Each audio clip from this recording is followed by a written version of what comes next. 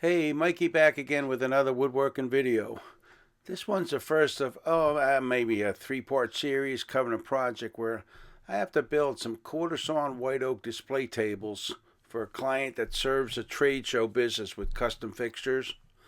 I needed some 5/4 inch thick material, but since I only have 4/4 inch white oak in stock, I'm leading off this series by taking you along for the ride, bringing back 7 or 8 planks from my hardwood supplier. The yard's maybe a half-hour ride inland from my shop. It's snowy, it's wet, and it's a cold, chilly day, so put on a heavy coat, grab a hot coffee, and come on along for the ride. Hey, here's Mikey.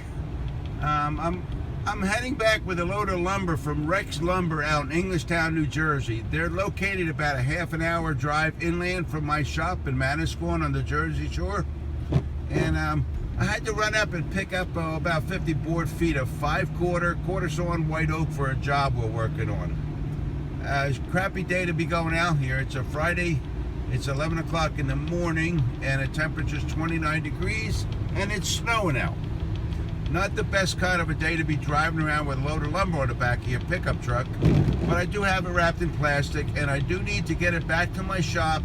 And inside my shop is about 70 degrees and I need this material to be sitting in my shop acclimating before I can start milling it. So which I'm not going to work on until at least Sunday. Today is Friday. Yeah, by Sunday I'm going to be able to start planing, dressing, and doing what I need to do to make up some tabletops for a small job. So, but yeah, I'm just letting you know what it looks like out here. Rex Lumber normally keeps all the material indoors, but the buildings that they're in, they're huge buildings, but they're open on the end so the air can flow through, which is what you want for lumber. And so the temperature is what it is. Whatever it is outside, that's what it is on this material. So I need to get it back and get it acclimated in my shop. The last thing you want to do is to bring material that's been sitting outside in the low 20s and bring it into a 70-degree shop and start cutting and milling it and gluing it up and working on it right away. You've got to let it acclimate or you will have problems. So that's what I'm doing. I can't wait till next week when it's supposed to be up in the 60s because my customer needs the stuff sometime in the middle of next week. So I'm driving in this because this is what you do. You do what you got to do when you're in business, right? It's not a bad day for driving. Traffic's running a little slow. This morning commute for a lot of people. I'd say this is about moderate traffic for this time of the day on a weekend. Friday being the start of a weekend, right? But it's kind of crappy. Temperatures are hopefully going to be up in the 40s later this afternoon. By tomorrow, I'm guessing all this snow is going to be melted away. They're calling for 50s over Saturday and Sunday, and like I said, up to 60s, mid-60s by the middle of next week. So I normally get my material delivered. Rex Lumber, I buy most of my hardwoods from them, but I normally buy like large loads, 1,000, anywhere from 1,000 to 5,000 board feet at a clip.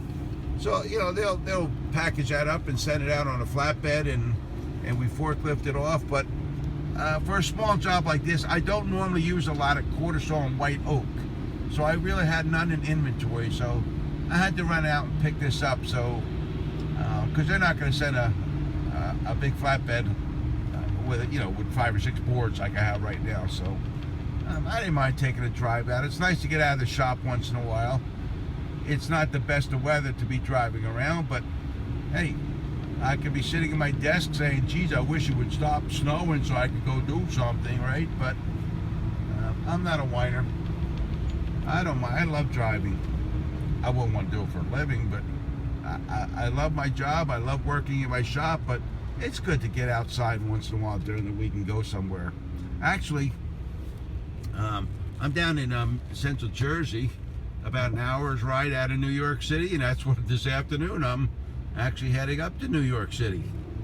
I gotta go. My daughter lives up in the Upper East Side, Manhattan, and I need to bring up her SUV for her because she's going skiing up in Vermont.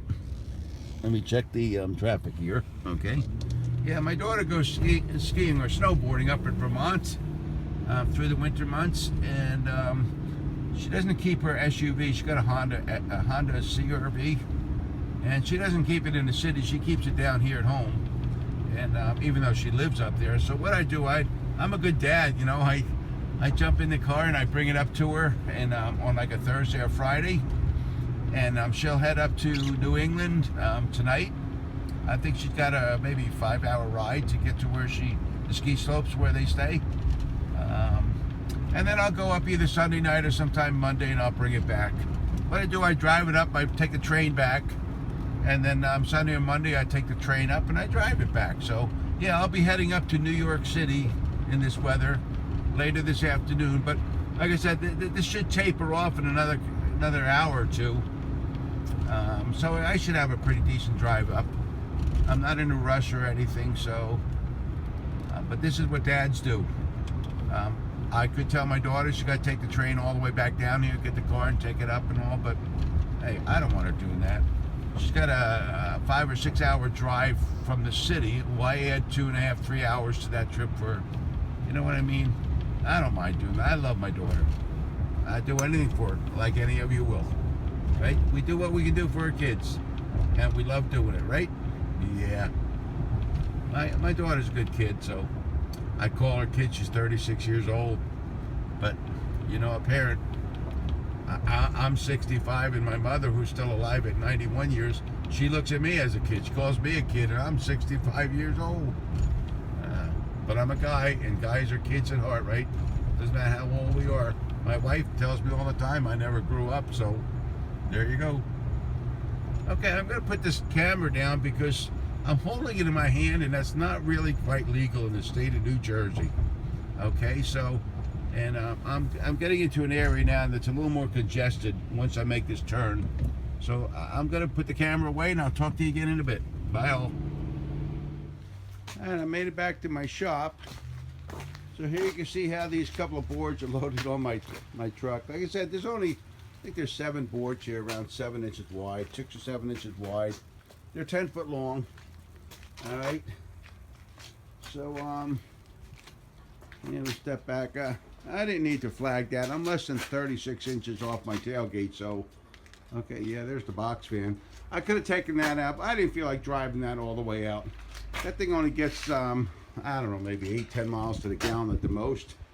And it's not as stable on wet, icy roads as my F-150 here, which has 4-wheel drive. So I opted to take the pickup truck. It was not a big deal to wrap some plastic around the back of these boards. All right, so, okay, let me get these unloaded and get them into the shop. That covers getting the material back to my shop. I've carried the boards inside and stacked them on a cart.